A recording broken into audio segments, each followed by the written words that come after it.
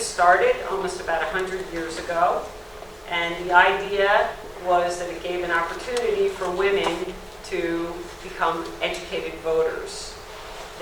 Up until that point, they had not had the right to vote, and this was a great opportunity for them to learn about the issues and learn about politics. Flash forward, now it's 100 years later, pretty much, almost, and this is a mission of the League, is to do voter education. What's unique about that, though, is that it's a nonpartisan approach. So as part of the mission for voter education and remaining nonpartisan, we present different sides of issues. We like to present as many candidates as possible that will participate or are able to participate in a candidate forum. So what we're doing tonight is we're having a candidate forum, and we have a moderator, Michelle Lobro, and she's going to lead in asking the questions. There are rules that the candidates follow with regards to the way a forum is conducted, and they're aware of what those rules are. And we're going to end in about 1 hour. Okay? If you have a question that you'd like to put into the question pile, we have note cards if you haven't had an opportunity yet to write them down. We do have a lot of questions already. They were very good questions. So that's it. So we're going to get started. Michelle, take it away. Good evening and welcome to the LWV Berkeley Heights and Providence Summit Legislative District 21 debate. As you heard, I'm Michelle Lobro of the League of Women Voters of Maplewood South Orange, and I'm a League-trained moderator. League is a trusted nonpartisan organization, never endorsing or opposing any candidate or party. We work to inform the public through advocacy and public information such as tonight's debate. We place our emphasis on voting with registration drives, registration in high schools and colleges and at other public venues, and provide candidate information through our site, vote411.org.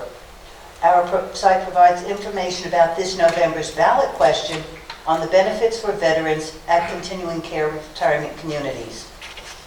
The League was formed in 1920 when the 19th Amendment was passed to educate women about voting procedures and issues. We continue to do so to this day, as evidenced by this debate. If you are interested in our work, I suggest you look at on the website or probably at the forms that are available here for information on joining us on the eve of our centennial in 2020. I ask you, as we begin, to, number one, hold your applause until after everyone has spoken, and then we'll give them a rousing round. There is no recording of this information, of this event, and no photos, please. Turn all of your electronic devices off, and all contents of this evening are the property of the League of Women Voters of New Jersey. Now, there are 6 candidates for New Jersey Assembly District 1. The entire roster is John Bramnick, Nancy Munoz, Republicans, Lisa Mandelblatt and Stacey Gunderman, Democrats, and Martin Marks and Harry Pappas, Independents. Lisa Mandelblatt. Make sure you vote for the right person. We're not sure who's Mount Mandelbaum. My cousin. The format is 2-minute.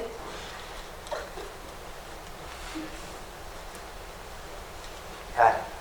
The format is 2-minute opening statement, and they will do it in alphabetical order.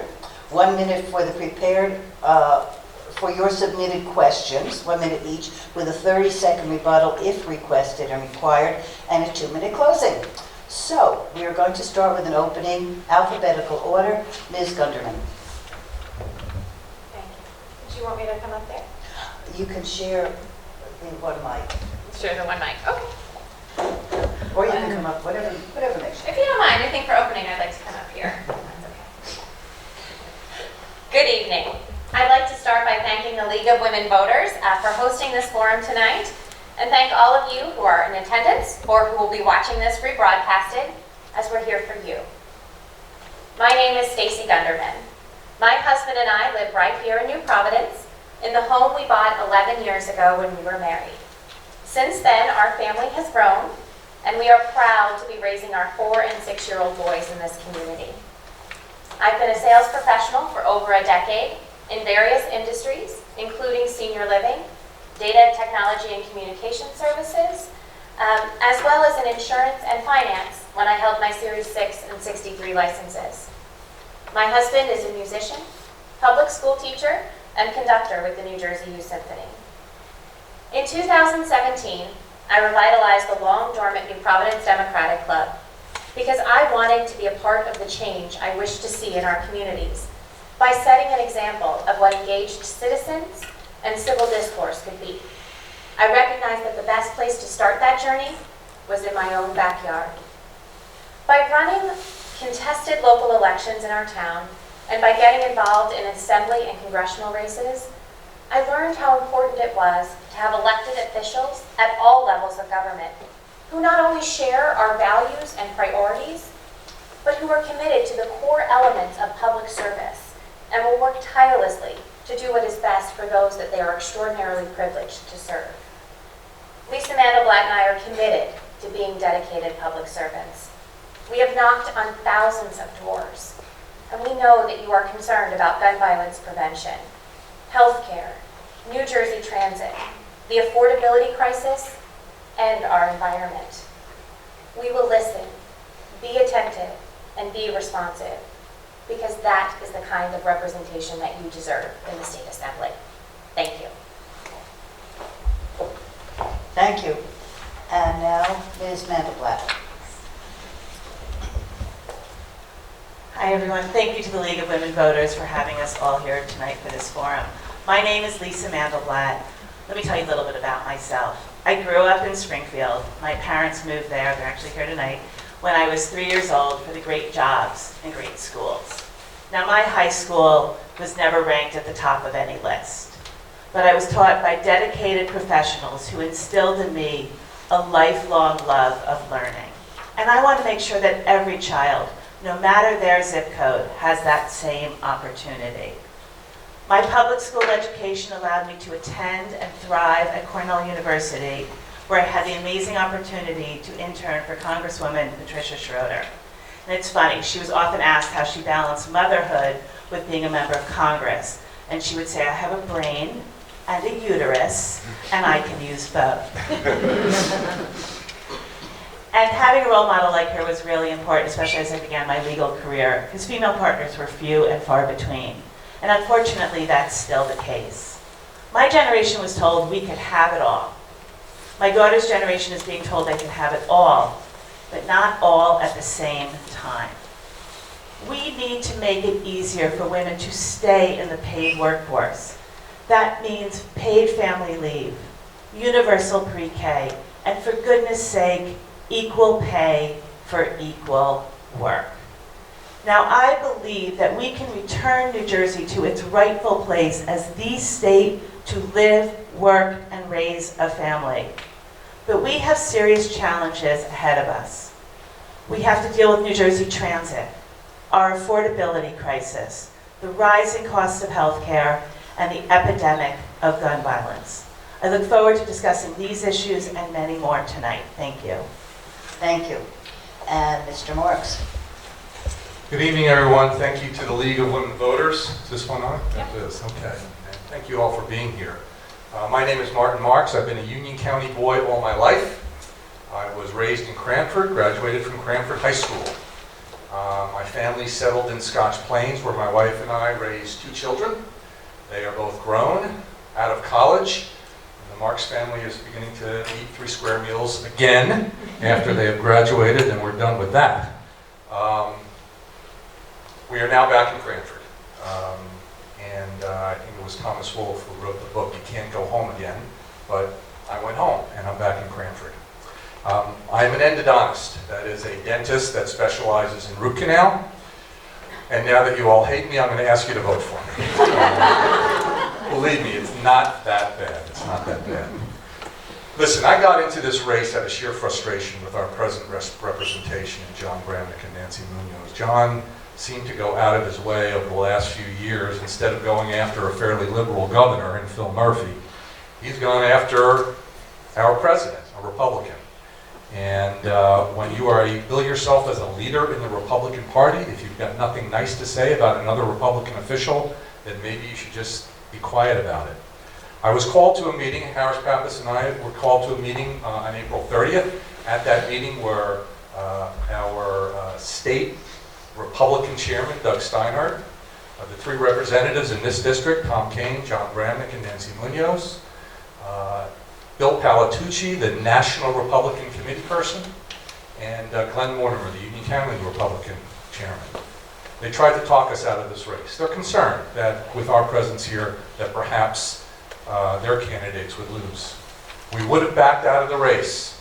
All we needed to hear from John Bramnick and Nancy Munoz was, I support the entire Republican ticket here in 2019, and I also support the Republican ticket top to bottom next year in 2020. And they refused. They refused to support other Republicans. That's why I'm in this race. We told them we will see you in November, and November is next week. Thank you. First question, and we're going to go,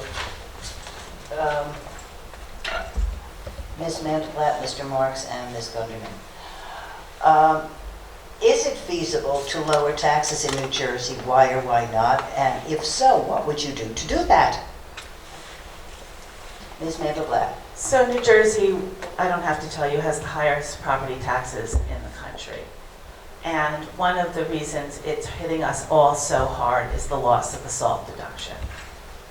I heard recently that President Trump said he would have maybe reinstated that if anyone in the Republican Party had requested it.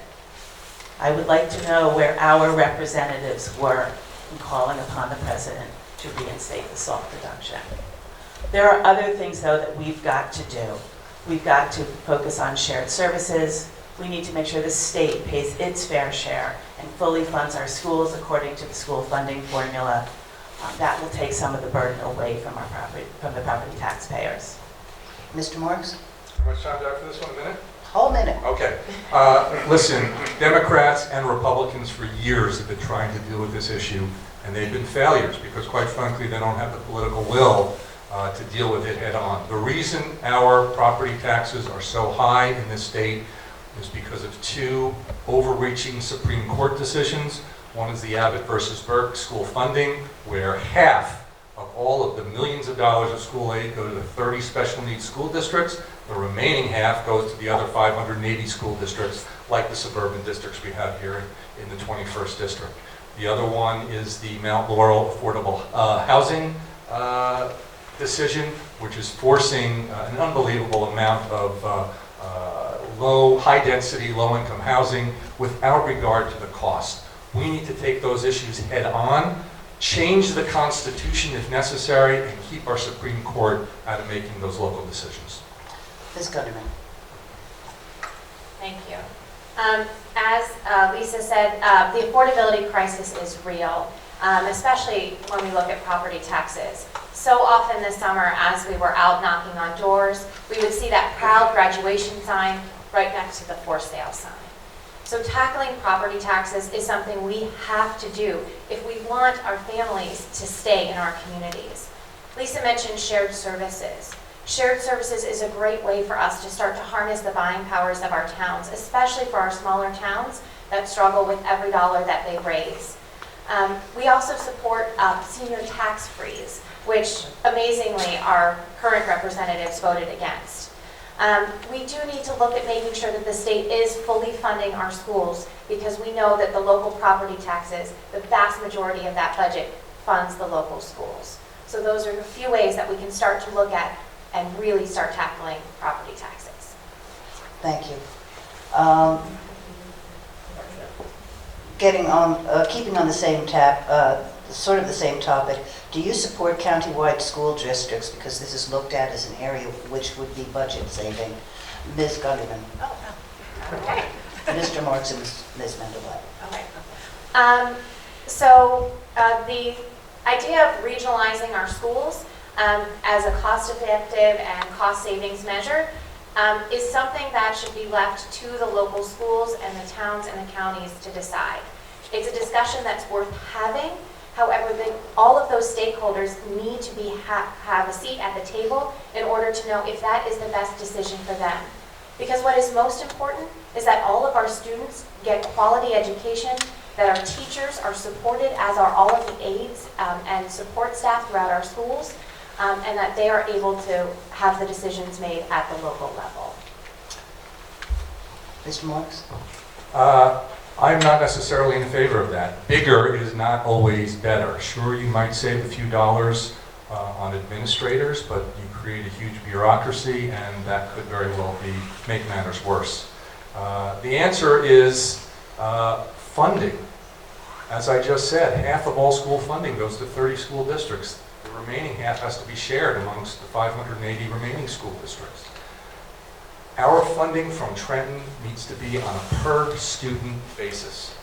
And if we stop sending millions upon millions upon millions of dollars to failing school districts and invested in some of our other school districts, like right here in the 21st district, that would no doubt improve our schools and reduce our property taxes, without a doubt. So I'm a product of the regional school system. I went to Jonathan Dayton Regional High School. So I don't have an inherent problem with regionalization. What I want to echo what Stacey said. We need to make sure, though, that the stakeholders are at the table. That nothing should be shoved down the throat of the municipalities and for the different families that this would affect. But that being said, I want to just sort of talk about public education for a moment. If you're a fan of The West Wing, there's that one episode where they talk about public education and where Sam Seaborn says that public education is the silver bullet. It is what allows people to grow and thrive and achieve greatness. And we need to make sure that we fully fund our public schools. And New Jersey's affordability crisis is hitting seniors hard. How can we make it more affordable to retire in New Jersey? Mr. Marks, Ms. Mandelblatt, Ms. Gunderman. Well, we've already talked about it. Our property taxes are the highest in the nation, and there's not even a close second place. And unfortunately, seniors who have lived in their homes and raised their families for decades cannot stay in those homes. My parents are two of them. They left New Jersey. They're now living in Florida, where the property taxes pale in comparison to New Jersey, and there is no income tax. We are an overtaxed state. We have a horrible business climate. We are the #1 exodus state in the land. And it's because of, as I mentioned, some overreaching Supreme Court decisions that might have had the best of intentions, but unfortunately were not in our best interests as a state. And that's where we need to start. We need to combat a fairly overreaching Supreme Court that is literally making laws from the bench. It's tough, and as Stacey was saying, we've been out knocking doors like crazy, and we used to see those all summer long. We'd see that proud graduation sign and the for sale sign. My parents still live in a house. I grew up in Springfield, and I always have a really good time when I'm knocking doors in Springfield because I often see my classmates' parents at the other side of the door. But it's getting harder, and we've got to figure out a way to make it easier, because it's important that people get to stay in the communities where they raise their families. The senior property tax freeze is one way. For some reason, John Bramnick and Nancy Munoz didn't think that that was something that they should support. They voted against that. They voted also against a prescription drug discount program for seniors. These are really the pocketbook issues that make it so hard to live here. And we've got to figure out ways to make New Jersey more attractive to new businesses. So what we're attracting more businesses here increases the rateables, takes some of the burden off of the property taxpayers. We've got to make New Jersey the place where people and businesses want to come. So with the affordability crisis, and especially our seniors, I can tell you that from working in senior living and trying to help people decide to retire here in the community and stay inside the state and the area where they are known and valued and where oftentimes their children and grandchildren are, it's really hard. It's a decision that should be based upon the heartstrings, not upon the purse strings. And unfortunately, too many people can't afford to retire in this state. So we need to make sure that we have representatives who will fight for our seniors, people who have helped them to make that decision to stay and retire here, who will fight for the senior tax freeze, and make sure that we are cutting costs and making sure that there are prescription drug programs so that our seniors don't also have to afford or make a decision on what medications they can or cannot afford to take. Ms. Mandelbaum?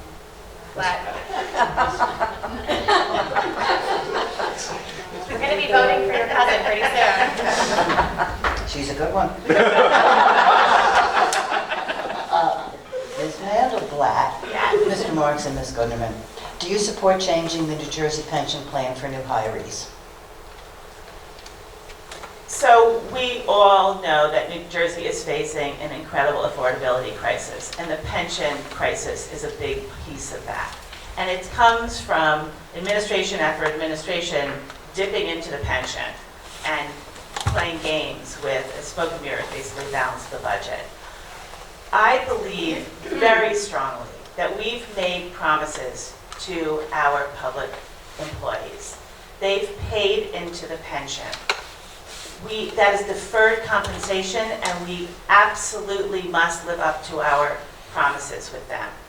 Going forward, I believe that we need to make sure we protect collective bargaining, that all the stakeholders have a seat at the table, and that we look at this holistically.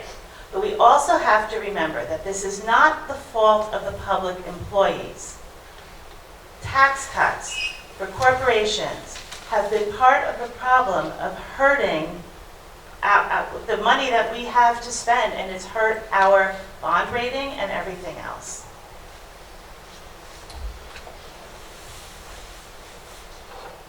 I don't necessarily, let's put it this way. I read today that New Jersey's pension funding is the worst in the country, the worst.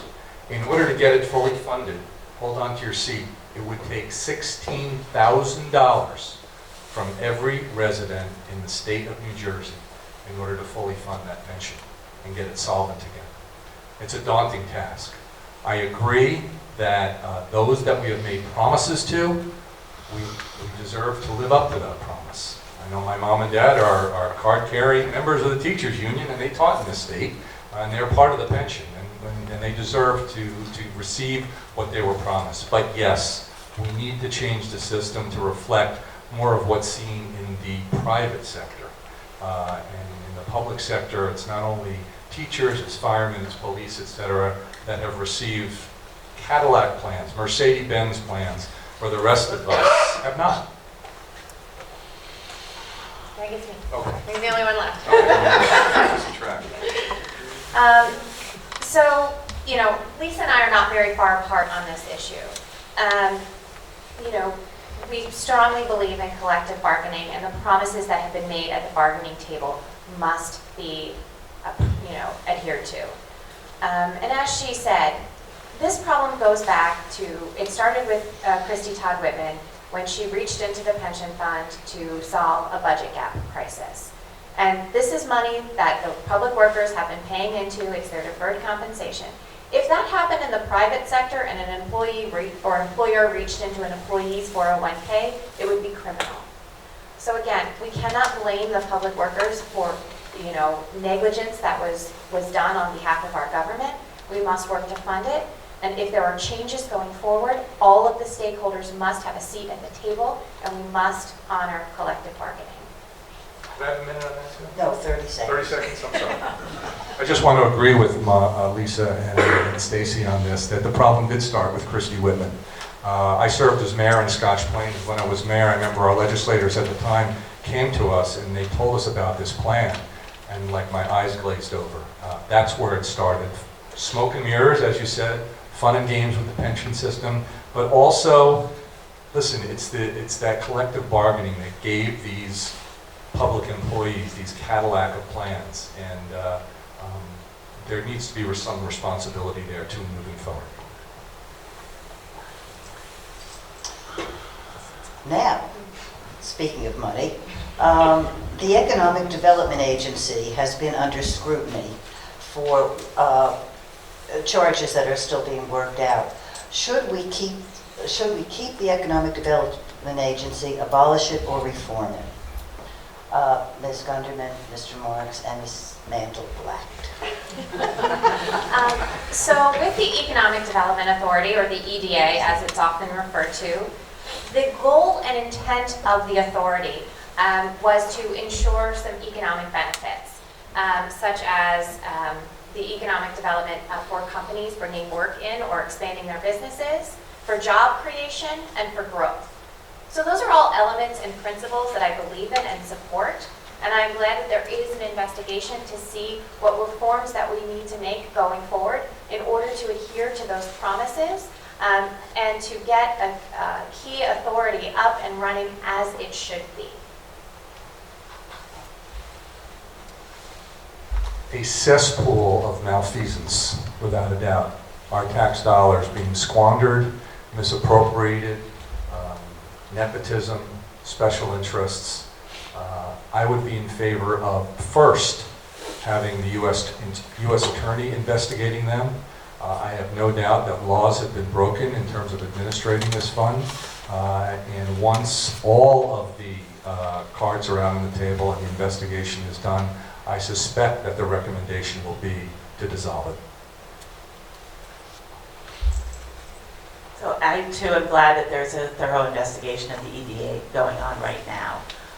We need to incent companies to come to New Jersey. I always say we have the intellectual infrastructure here, right? We've got great public schools, great technical schools, universities, colleges.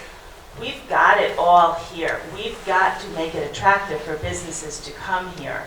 We also want to make sure that locals are being properly employed and that there's proper oversight.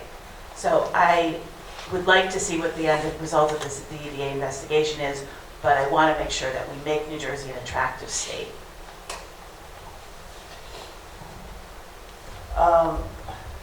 Gun violence is in the news consistently, and even though New Jersey has one of the stricter gun violence regulations, it's still epidemic. What would you do to combat this epidemic of gun violence? Mr. Marks, Mrs. Mandelblatt, and Mr. Gunderman.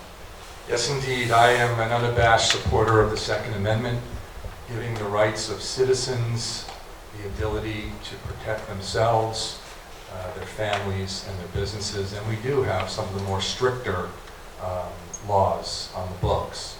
And sometimes it's unfair just to put laws on the books, knowing that they're not going to be very helpful because bad people don't follow them, good people do. And we pound our chests and we think we've done something special about it, and it's not fair to our citizenry. I have a particular problem with John Bramnick and Nancy Munoz on this issue because they're trying to play both sides of the street. They'll advertise their A+ and A ratings from the NRA, and then at the same time they'll talk about their failures. And they're talking to two different groups, hoping to be everything to everyone. And that's also unfair, and that's also reprehensible. I'll tell you this, one way to solve the problem, get rid of gun-free school zones. Oh my God, that sounds awful. How about a sign that says, instead, on this campus, there is a trained and armed representative looking to protect our students and faculty within. Thank you. Even if it's not true, Thank you. put that sign up. Ms. Mandelblatt. I'm proud to live in a state that is leading the way with sensible gun violence prevention. I live in Westfield, and back in June, we had an armed gunman show up at one of our elementary schools. Thankfully, due to amazing police work, nobody was hurt, and the man was apprehended. Not 2 weeks later, John Bramnick stood on the floor of the assembly and spoke out yet again against sensible gun violence prevention legislation. He and Nancy Munoz have been enabling the NRA for years now. And the one thing that I do agree with you is they are trying to play both sides of it. Their record is public. And look, we don't know what's coming next. So while we've got great laws, we don't know what's going to come up. That's why it's so important to have folks like Stacey and I in the legislature who are going to be constantly making sure that we have the best gun violence prevention laws there are. I'm grateful that this question has come up because it's an issue that I feel is so incredibly important and near and dear to my own heart as both the wife of a public school teacher and the mother of a first grader. Lisa and I are proud to carry the distinction of Gun Sense candidates from Moms Demand Action, as well as being 2 of only 7 candidates for the New Jersey State Assembly endorsed by Brady. This is an issue that we will be champions on. One of the things that we are fortunate to have is one of the first gun violence research centers in the country. Because without research, we can't prove that it's an epidemic. So we need to make sure that we have legislators that are going to continue to fund the Gun Violence Research Center and the amazing programs that they are doing, like the hospital-based violence intervention programs that help to break the cycle, that revolving door cycle of gun violence, especially affecting our cities.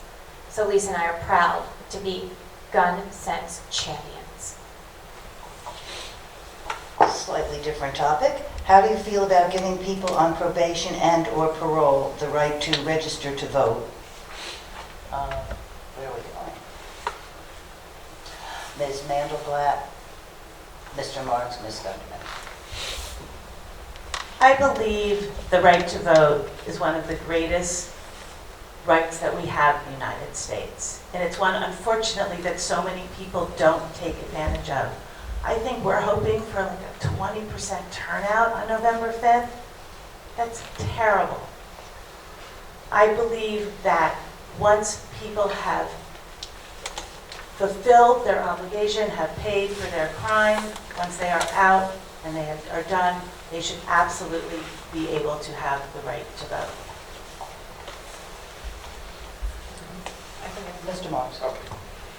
I think it's dependent upon the crime that they were convicted of, and I think it needs to be taken on a case-by-case basis. There are felons out there who have committed some heinous crimes, and ultimately, for whatever the reason, they get paroled and they're back out on the streets again. I think they've already served notice on society that they ought to relinquish certain rights, and voting is probably one of them. Now, is that an across-the-board assessment? Absolutely not. But for certain crimes, absolutely. So, like Lisa said, the right to vote is key to our democracy, and everyone should be engaging in it. And if you know someone who isn't currently registered to vote, encourage them to do so. And as Lisa said, I believe that those who have paid their debts to society should be able to return as fully functioning members of our society, and that should include the right to vote.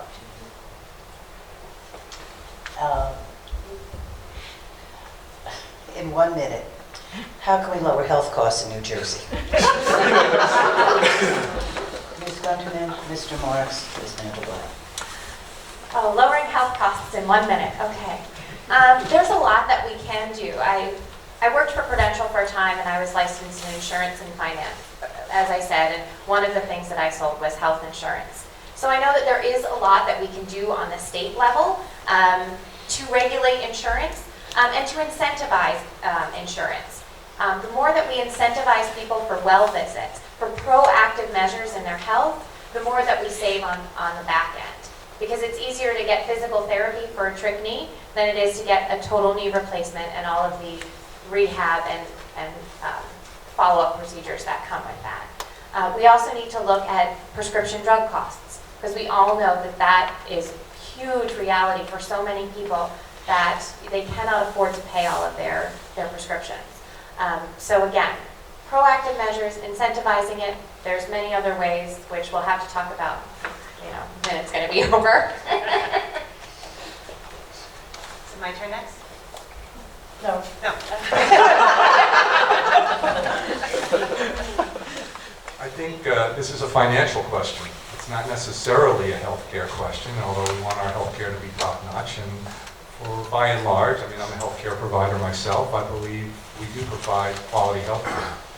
One thing that could certainly help is allow us to shop, be a consumer, to shop for health insurance out of state, where we're really not allowed to do that now. Those are federal rules, and those ought to be changed. Because with competition, as we know, it's hard to repeal the law of economics. With competition, prices will come down. So I would incentivize us, the more we can make the patient a consumer, like with medical care accounts where they're using money that has been given them perhaps through their employer, or through their pension or what have you, and now that's their money to spend as they see fit. The free market system works wonderfully, and I think that would be a great way to further reduce costs. So 16 years ago, I was diagnosed with thyroid cancer, and I'm fine, and I was really lucky. I was able to pick the best surgeon at the best hospital, and I never once worried about how we were going to pay for it because we had really good health insurance. That shouldn't be a privilege. That should be the right of every single American. We can and must do better here. The rising cost of healthcare and prescription drugs is crippling families. I want to, and I'm glad to see that the New Jersey now has the exchange and requiring the individual mandate. That helps reduce the costs overall. That's something that both Brannick and Munoz were against, by the way. I also agree with Stacey that we need to incent folks to get to their doctor for primary care. If you catch it early, you take care of it early, it costs a whole lot less. Marijuana, legalization of marijuana has been in the news lately. There are two issues. There's recreational marijuana and medical marijuana. Would you vote to legalize marijuana in either respect, and why or why not? Mr. Marks, Ms. Mandelblatt, Ms. Gunderman. As with any medication, any drug, if it has a scientific basis for health care, then by all means it should be legal, but it should be well regulated. And realizing that medical marijuana can have effects like other drugs, like barbiturates and opioids. We need to be careful with that. We need to give the police ability to test people that might be driving under the influence. So I have no problem with medical marijuana as a legalized drug as long as it's prescribed by a doctor. Recreational marijuana, absolutely not. I am not in favor. I think perhaps some of the laws that we have could be tweaked a little bit, but I believe it is a gateway drug to others, and I am dead set against making recreational marijuana legal in this state. So medical marijuana is, I've actually talked to folks on the doors, and they have told me that it has changed their lives. It's allowed them to get off of opioids and other such strong painkillers. As far as recreational marijuana, my son went to the University of Denver as they legalized it. So I got to watch firsthand this law unfold. And I saw some of the mistakes that the state of Colorado made. I want to make sure that if and when we do legalize marijuana, recreational marijuana, that we have a field sobriety test, that the packaging is appropriate. But this is an economic issue for the state. It's a social justice issue. But I do recognize that this has been an issue that the legislature has been batting around, and I feel that this needs to be turned over to the voters to make a decision. With medical marijuana, as Lisa said, we've heard time and time again stories of how this has helped people, and that, I'm glad to see that the legislature has also taken into consideration some of the restrictions about getting it, because usually the people who benefit most from medical marijuana often have the hardest time going out to get it. As far as the recreational marijuana is concerned, there's many different components to this. There's an economic component. We're all worried about the affordability crisis. So if we don't talk about the economic, impacts of it, we're limiting ourselves. We need to look at the social justice component, because we know that possession charges disproportionately affect our minority communities. And we also need to look at the health and safety component of this to make sure that, we're implementing it and we're not endangering the health and safety of anyone in our communities. These are issues that should be explored, they should be communicated, and then as an informed electorate, we should turn it to the voters to decide. Keeping on health, vaping has been in the news lately with its pros and cons. How do you feel, should we continue to allow vaping? Should we ban it for minors, for teens, for any? What are your thoughts on this, please? Ms. Mandelblatt, Mr. Marks, and Ms. Gunderman. So, again, personal story. My nephew, who's now in college, told me the story when he was in high school, he started vaping. And he said it was addictive like that. He said, Mom, Aunt Lisa, you have no idea how much it's something that the kids are doing so discreetly. The teachers don't know it's happening. The vaping is, we've seen it so dangerous. But the thing that's sort of fascinating to me is I believe there were 6 deaths from vaping, and the federal government acted very quickly. Unfortunately, every single day, 100 Americans are killed by gun violence, and our federal government seems to be unable to do anything about it. Yeah. We regulate a lot of things in this country. Alcohol is regulated.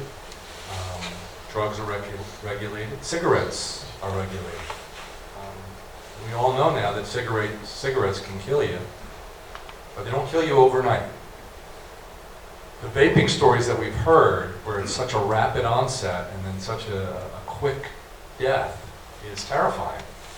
And I'm not so sure we really know enough about it yet, so I have no problem with at least an immediate moratorium on vaping, especially for minors, but potentially just to get them off the market altogether, if in fact we determine there's a serious health risk that's immediate. These should not be in the hands of minors at all at this point. And I think some of these companies that are preparing these vaping products with fruit flavors in them, it's directly counterintuitive. So no for the kids. So, one of the kind of the biggest heartbreakers, I guess, about vaping is it is so marketed and appealing and addictive to our youth that we are losing decades worth of advancement that we have made on nicotine products with all that we have done about labeling of cigarettes and public service announcements about, smoking and cancers and deaths. We are literally losing decades worth of progress on this due to vaping. So it is something that we need to take seriously. Our youth are our most valuable resource, and if we are not looking out for their health and their best interest, we are failing them.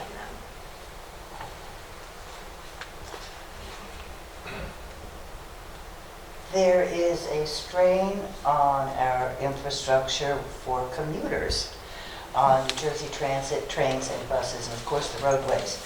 What can the Assembly do? What is your proposal for funding New Jersey Transit improvements and the Gateway Tunnel? What can we do about that? Ms. Gunderman, Mr. Marks, and Ms. Mandelblatt. Lisa's going to be so mad that I get to answer this question first, because this is her thing. She's already declared that when she gets to the State Assembly, she will be the crazy train lady. My husband and I chose New Providence 11 years ago because I was working in the city. We chose it because I could take the train on a daily basis. We wouldn't have to buy a second car. And the commute wasn't great. We'd have to switch in Summit or Newark Broad Street sometimes. But shovels were in the ground for the ARC tunnel, so it was going to get better. Well, we all know what happened there. Chris Christie canceled the ARC tunnel, gutted New Jersey Transit, and our current representative stood idly by. So we must find a dedicated funding source for New Jersey Transit, because right now it's treated as deferrable or discretionary. And when you have the district that has one of the highest riderships of New Jersey Transit, this should absolutely be your top priority, because it's an economic value for our property home values, it's a quality of life issue for our commuters, and it's environmental too. If there's going to be any improvement to mass transportation, especially another tunnel, the ARC tunnel into New York, it's got to be a partnership. It can't be all on the backs of New Jersey residents. We are taxed and overtaxed enough. The city of New York, the state of New York needs to be partners in this financially, and yes, the federal government as well.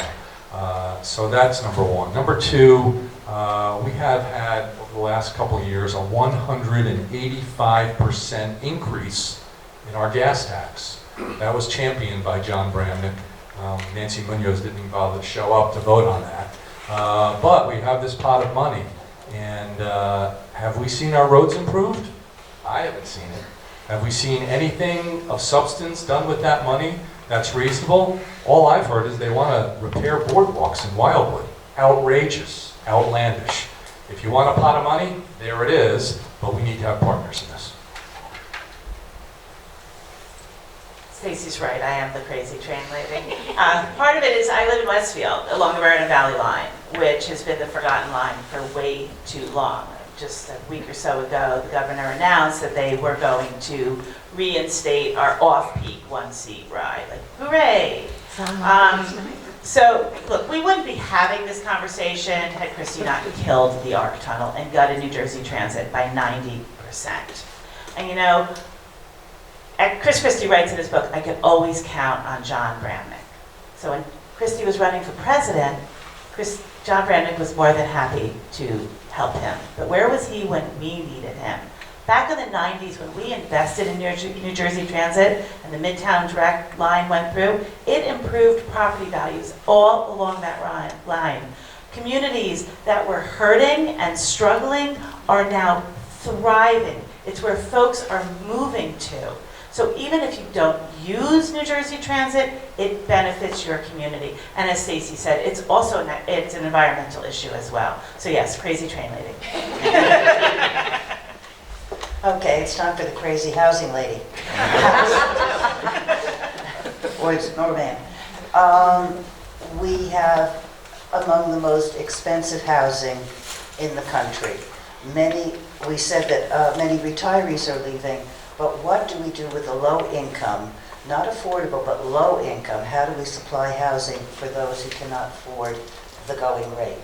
Mr. Marks, Ms. Mandelblatt, and Ms. Gunderman. The affordable housing issue began in the 70s. That's several decades ago with the Mount Laurel decisions. Ultimately, that created the Council on Affordable Housing.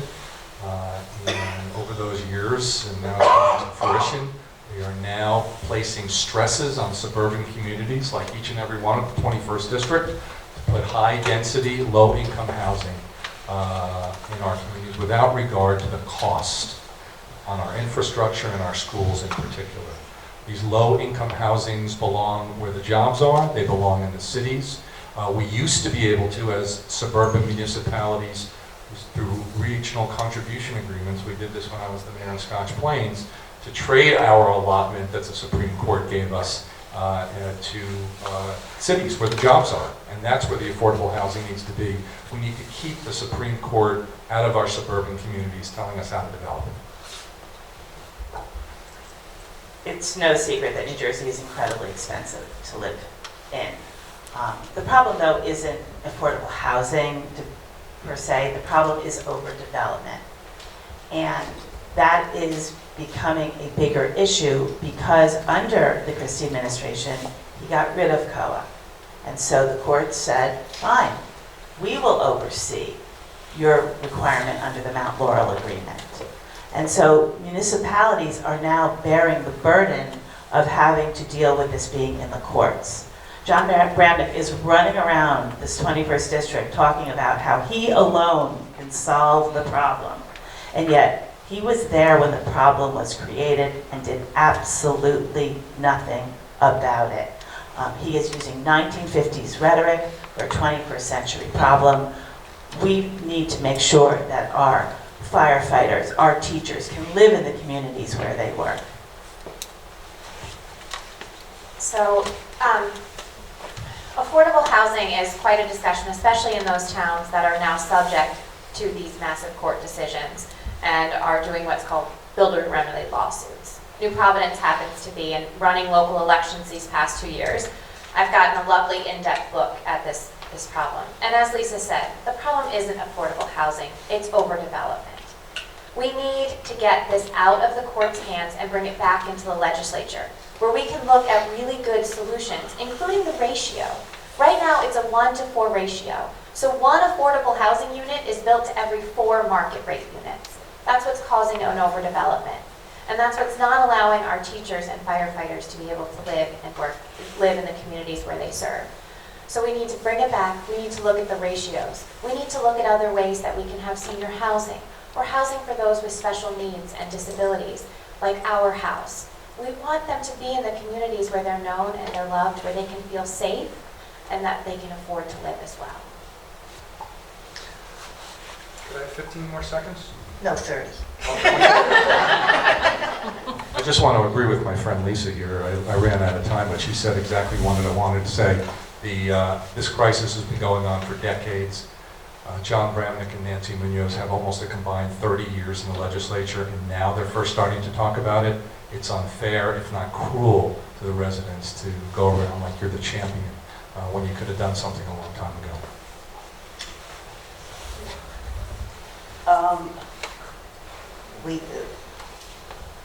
Regardless of what some people say, we are facing the crisis of climate change. What is the one thing you would like to do, especially regarding the rising sea level? Ms. Mandelblatt, Mr. Marks, Ms. Gunderman. Climate change is real. I'll say it on the record. I was just listening to something that said, they were talking to winemakers in France who've been growing grapes for thousands of years. They're having to change their growing cycle, the type of grapes they're growing, because the climate has changed. They have no political teeth in this game, skin in this game. They know that this is actually happening. We actually just yesterday got a chance to speak with First Lady Tammy Murphy, and she said that she was having a meeting with folks to discuss redoing the Common Core curriculum to include teaching about climate change. So I want to make sure that our kids are learning about it so they can come up with so we can come up with some of the solutions and they're ready for it. Yes. I'm going to take my time and I'm going to read you a quote from Christiana Figueres, who was the Executive Secretary of the UN Framework Convention on Climate Change. Quote, "This is the first time in the history of mankind that we are setting ourselves the task of intentionally, with a defined period of time, to change the economic development model that has been reigning for the last 150 years since the Industrial Revolution. This will not happen overnight and will not happen in a single conference on climate change. It is a process because the depth of the transformation, Last year, it was communist China, the world's top emitter of greenhouse gas. They are doing it right. Communist China, they're doing it right, while calling the U.S. Congress very detrimental in the fight on global warming. Ladies and gentlemen, this isn't about climate. This is about money. Listen to the woman who's running the show at the UN on climate change. This is a massive desire for a transfer of wealth, not only here in this country, but across the world, and to the detriment of the United States. So I believe in science. I believe in the science of climate change and that it is a crisis facing us. As the mother of 2 young boys, I want to give them a cleaner, greener world to inherit. Lisa and I are proud to be endorsed by the Sierra Club, which proves our commitment to the environment. We will work to bring about many ways, because unfortunately this is a crisis. You're not going to solve it with just one thing. You've got to tackle it from all ways. So from reforming our public transportation to make sure that that's greener, from looking at wind, solar, and renewable resources. We need to do everything that we can, and we need to act now. We should have been acting years ago. We've known about this for a while. And how I look at it is, the adage of, we do not inherit this world from our parents. We are loaned it by our grandchildren. We owe it to the next generation to give them a better world. Now it's time for closing. I'm so sorry, but you have up to 2 minutes, starting with Mr. Marks. Thank the League of Women Voters. Lisa and Stacey, pleasure to meet you. Thank you for participating. I'm sorry that my running mate, Mr. Pappas, could not be here. He's been under the weather as of late and just couldn't make it. Heretofore, John Bramnick and Nancy Munoz have taken for granted and shown a lack of respect for conservatives in their district. for the president and his supporters. John Bramnick and Nancy Munoz ducked this debate. They were given 4 different opportunities to be here, 4 different dates, and they refused. It's a lack of respect for the league. It's a lack of respect for you. It's a lack of respect for the people you sitting before you. It is arrogant and it is cowardly. But what would you do, please? I'm closing. That's what I'm doing. If you are a liberal or even a moderate, I would suggest that you vote for Gunderman and Mandelblatt. Absolutely. We may not agree on anything, but I respect their opinions. I respect the fact that they have joined the fray and have put themselves out there. If you are a conservative and you're looking for someone to roll up their sleeves, get down to Trenton in that cesspool, and maybe not be so courteous or civil, and really deal with the liberal mindset down there, then I'm your guy and Harris Pappas is your guy. From where I sit, there is absolutely no reason to re-elect John Bramnick and Nancy Munoz. They have been in the legislature almost 30 years with nothing to show for it, very little to show for it. And because they're in such a minority, they will continue to be in the minority regardless of the outcome of this election. And they're not going to be very effective. So here are your choices. Very clear. Mandelblatt, Gunderman, Marks, Pappas. It couldn't be any more clear. Thank you all for being here. Thanks to the league once again. Thank you. Again, thank you Ms. to Mandelblatt. thank you to the League of Women Voters for hosting tonight's forum. Thank you all for taking time out of your busy schedules to be here tonight, to hear from us, to learn more about us and why we're running and the issues that are important to us. I'm a Jersey girl, and I'm very proud of it. I grew up here. It's where I chose to return to raise my family. I love this state, but I know that we have serious problems that need serious consideration. We have an affordability crisis that's hurting seniors and working families. We have a healthcare crisis with rising healthcare costs and the rising costs of prescription drugs. We've got a gun violence epidemic that kills 100 Americans every single day. We need new voices in Trenton. You cannot send the arsonist to put out the fire. Stacey and I want to go to the assembly to get things done. We'll work with anyone. We don't care who gets the credit as long as we move New Jersey forward. So, if you agree with us that the only way to change Trenton is by changing who you send to Trenton, please vote for Mandelblatt and Gunderman on November 5th. Thank you. So, thank you again to the League of Women Voters for hosting us tonight, and to all of you who have put forth questions, listened to our responses, and will continue to be informed and engaged in our democracy. As Lisa and I have mentioned a few times tonight, we've knocked on a lot of doors this year. And I have to tell you that it's a gift to be able to spend a few minutes with someone at their doorstep learning what's important to them.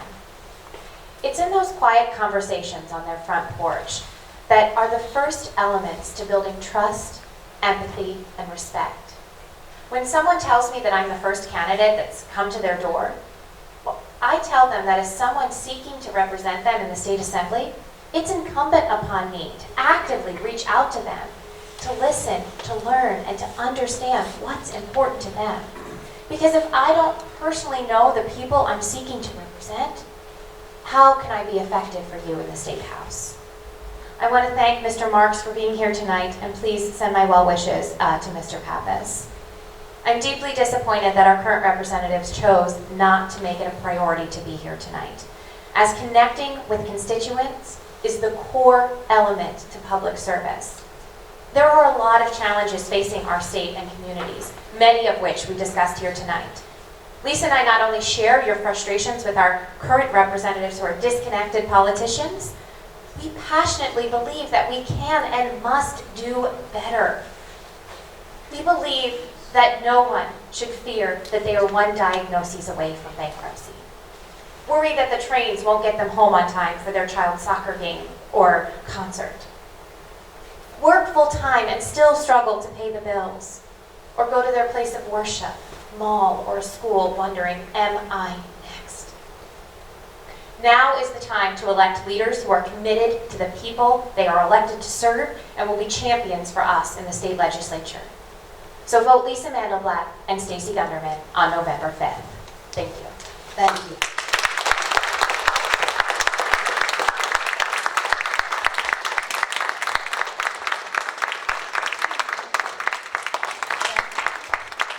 Thank you all for attending. I just want to remind you that this evening's event is property of the League of Women Voters. None of the recording that was done tonight against the original statement is to be used in part or in whole.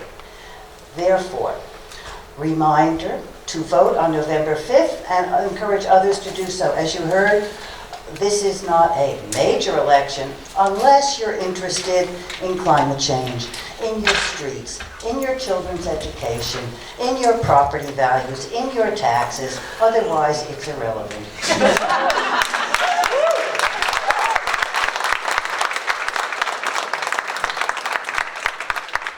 Polls are open from 6 a.m. to 8 p.m. on November 5th. Your polling site is on your sample ballot. If you received a mail-in ballot, that is because you have previously requested one. You must use this and return it by mail or vote at your polling place by provisional ballot. If you wish to return to voting at the polls, you must inform your county clerk in writing after this election. Positions on the ballot are 2 seats for the New Jersey Assembly, Union County Surrogate, 3 members for Union County Freeholder and Boards of Education, as well as the ballot issue. Thank you very much and happy voting.